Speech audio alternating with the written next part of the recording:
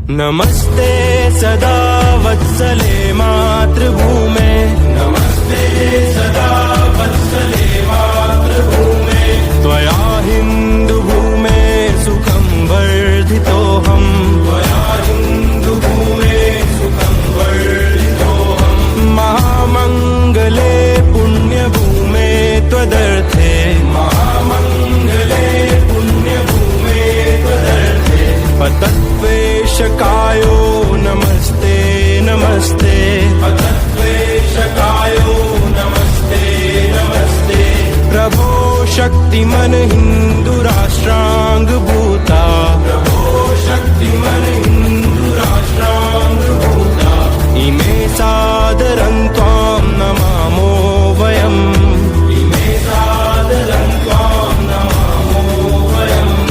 त्वदीयाय कार्याय बद्धाकटीयम्, त्वदीयाय कार्याय बद्धाकटीयम्, शुभामाशिषं देहि तत्पूर्तये, शुभामाशिषं देहि तत्पूर्तये। अजय्याञ्च विश्वस्य देहि शक्तिम्, अजय्याञ्च विश्वस्य देहि शक्तिम्। सुशीलं जगद्येन नम्रं भवेत्, सुशीलं जगद्येन नम्रं भवेत्। श्रुतं चैव यत्कण्टकाकीर्णमार्गम्, श्रुतं चैव यत्कण्टकाकीर्णमार्गम्, स्वयं स्वीकृतं नः सुगं कारयेत्, स्वयं स्वीकृतं नः सुगं कारयेत्। समुत्कर्षणुः श्रेयसस्येकमुग्रम्, समुत्कर्षणुः।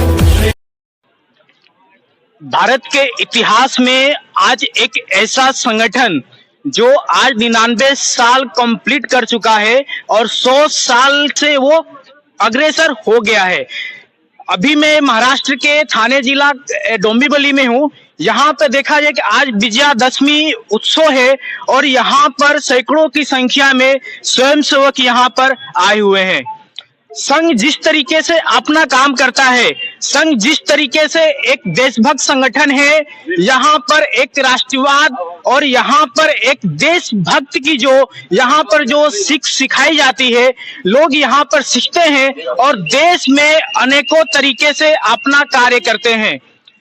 1925 में जब संगठन की स्थापना डॉक्टर केशव बलिराम हेडगेवार जी ने संगठन अपना जो गठित किया था, सारे हिंदू समाज को एकत्रित करने के लिए, पंडित जवाहरलाल नेहरू ने जब चीन के साथ युद्ध हुआ तो संघ ने जिस तरीके से अपना एक वीरता दिखाया, देश की रक्षा के लिए सैनिकों को जिस तरीके से सेवा दिया, इमरजेंसी के जमाने में भी संघ ने जिस तरीके से पूर्व प्रधानमंत्री इंदिरा गांधी ने भी बहुत सारे बैन लगा दिए थे, स्वयंसेवकों ने जिस तरीके से अपने जो भारत के जो क्रांतिकारी थे, जिस तरीके से उनके ऊपर अत्याचार हो रहा था, ठीक उसी तरह यहाँ पर अगर देखा जाए तो इमरजेंसी के जमाने में भी हजारों की संख्या में स्वयंसेवक ने जेल में रहे और उन लोगों के साथ बहुत बेरहमी से उनको प्रताड़ित किया गया, मारा गया। उसके बाद भी संघ एक ऐसा संगठन है, फिर भी रुका नहीं, फिर भी झुका नहीं, निरंतर अपने हिंदू समाज के लिए और देश के लिए अपना लगातार वो काम करते गया। संघ का नाम सुनते हुए बड़े से बड़े जो आतंकवादी है, जो अपने भारत के जो देशद्रोही तरीके के जो मानसिक रूप से जो काम करते हैं, संघ के नाम सुनते ही उन लोगों को एक पसीना छूट जाता है। उन लोग कहीं ना कहीं देखा जाए भारत के कुछ जो राजनीतिक जो पार्टियां है, संघ के ऊपर इतने सारे आरोप लगाती है, ना वो कभी संघ के शाखा में आती है, ना वो संघ के बारे में समझती है और संघ को अनाम शराब देखा जाए तो गालियां बकती है।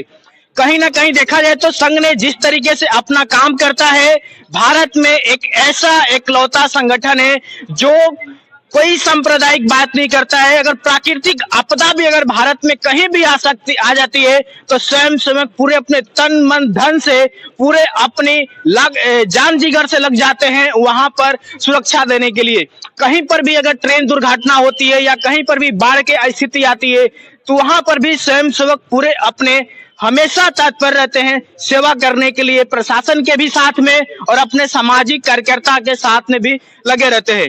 हमारे साथ कुछ यहाँ पर स्वयंसेवक है, मैं इन लोगों से बातचीत करता हूँ कि ये लोग कैसे काम करते हैं, संगठन में इन लोगों के शाखा में क्या होती है। मैं इन लोगों से बात करता हूँ। आपका नाम क्या हुआ? गोलाराम चौधरी। मैं संघ में पिछले बहुत साल से कार्य करता हूँ और संघ हमेशा खुद की रक्षा कैसे होती है, देश की रक्षा के साथ साथ में खुद को जागरूक होना है। स्वयं सेवक संघ मतलब खुद की रक्षा खुद करो, और वो महिलाओं को भी जागरूक करता है कि अब किसी के भरोसे नहीं रहना है, हमारे को किसी के साथ में अन्याय नहीं करना है, लेकिन अपने ऊपर अगर कोई अत्याचार करे, अन्याय करे, तो उसके विरुद्ध में हम अपने को हमेशा आवाज उठानी है और लोगों को जागरूक करना है, जन जन तक ये बात पहुंचानी है। और देशभक्ति की भावना से हमेशा संघ ओतप्रोत है और वो हमेशा देशभक्ति के लिए प्रेरित करता है। इसलिए इस पूरे भारतवर्ष में अगर कोई राष्ट्रभक्त, देशभक्त अगर कोई संस्था है, संगठन है, तो वो आरएसएस है, राष्ट्रीय स्वयंसेवक संघ है। मैं इतने कहना चाहता हूँ। आरएसएस में देखा जाए तो बहुत सारे ऐसे आरोप लगाते हैं कि आरएसएस लोगों को सांप्रदायिक मतलब कि दंगा भड़काता है, मगर ऐसा भी कहीं भी खबर देखने को नहीं मिली है। आतंकवादी को जिस तरीके से लोग भारत में बढ़ावा दे रहे हैं और पूरे हिंदुओं को जो बांटने की जो कोशिश की जा रही है, अगर कहीं पर भी अगर चुनाव होता है, चाहे कोई भी बात होती है, वहां पर सीधे कहा जाता है कि हिंदुओं की जाति क्या है। कोई भी ऐसा नेता नहीं है जो मुस्लिम का जाति नहीं पूछता है और हिंदुओं को जाति में बांटने की कोशिश की जाती है। अगर सपोज कीजिए कि हिंदू अगर जाति में बटेंगे तो इसमें किसका नुकसान होगा? इसमें हिंदू का ही नुकसान होगा और आगे हिंदू बिखर जाएगा और एकता नहीं रहेगी। हिंदुओं का नुकसान होगा और देश का भी नुकसान होगा उनके साथ में। हिंदुओं का तो नुकसान होगा ही अगर वो जाति में बट गए और सामने वाली जो 20% है वो एक रहते हैं और हिंदुओं को जो बांटने की कोशिश करते हैं, तो वो हिंदुओं का तो नुकसान करते ही हैं, भारत देश का भी बहुत बड़ा नुकसान होगा और आने वाले समय में भारत बहुत कमजोर हो जाएगा। इसके लिए मैं सभी से आह्वान करता हूं कि हमेशा जाति पाति छोड़ के हम हिंदुओं को एक होना चाहिए, पूरे हिंदुस्तान को, पूरे राष्ट्र को एक होना पड़ेगा। इसके लिए जाति पाति के बहकाव में जो भी नेता लोग जो भाषण करते हैं उनके बहकाव में अपने को नहीं आना है। अपने को देश का देखना है, समाज का देखना है और हिंदुओं का देखना है। इसलिए हमको सबको एक रहना पड़ेगा। जय हिंद, जय महाराष्ट्र।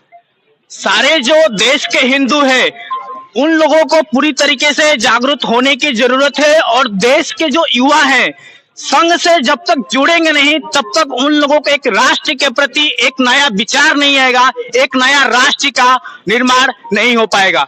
जय हिंद, जय भारत।